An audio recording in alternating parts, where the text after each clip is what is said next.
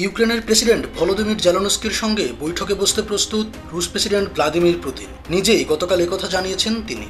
বলেছেন বৈঠকের জন্য যে কোনো সময় মস্কোয় আসতে পারেন জেলেনস্কি। তবে এখন বৈঠকে বসার মতো পরিস্থিতি তৈরি হয়েছে কিনা তা নিয়েও প্রশ্ন তুলেছেন তিনি। বুধবার চীনের ঐতিহাসিক তিয়ানানমেন স্কোয়ারে বিজয় দিবসের সামরিক কুচকাওয়াজ শেষে সাংবাদিকদের সঙ্গে আলাপকালে পুতিন বলেন, আমি কখনোই জেলেনস্কির সঙ্গে বৈঠকের সম্ভাবনা অস্বীকার করিনি। তবে এখন কি এমন পরিস্থিতি তৈরি হয়েছে যেখানে বৈঠকে বসে কার্যকর সমাধান পাওয়া সম্ভব?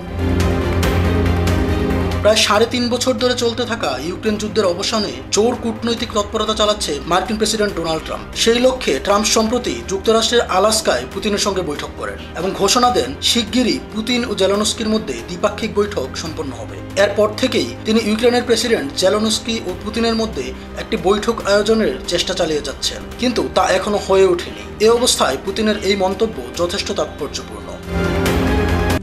RICL TMX, যুগের পর যুগ স্থাপনা থাকে মজবুত।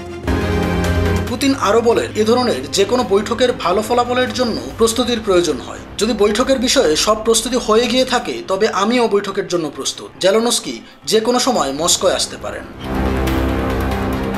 তবে পুতিনের এ প্রস্তাব দ্রুতই অগ্রহণযোগ্য বলে নাকচ করে দিয়েছে ইউক্রেন। কিয়েভের অভিযোগ, পুতিন সবসময় বৈঠক এড়িয়ে যাচ্ছেন এবং এটিকে যুক্তরাজ্যের উপর চাপ সৃষ্টি ও রাশিয়ার বিরুদ্ধে নতুন নিষেধাজ্ঞা আদায়ের অজুহাত হিসেবে ব্যবহার করছেন জেলেনস্কি।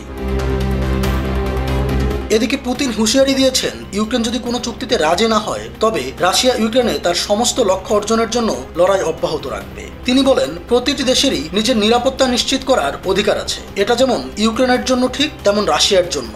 আমরা চাই না ইউক্রেন ন্যাটোর সদস্য।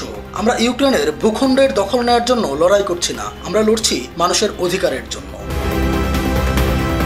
ডেস্ক রিপোর্ট, জয় জয় দিন।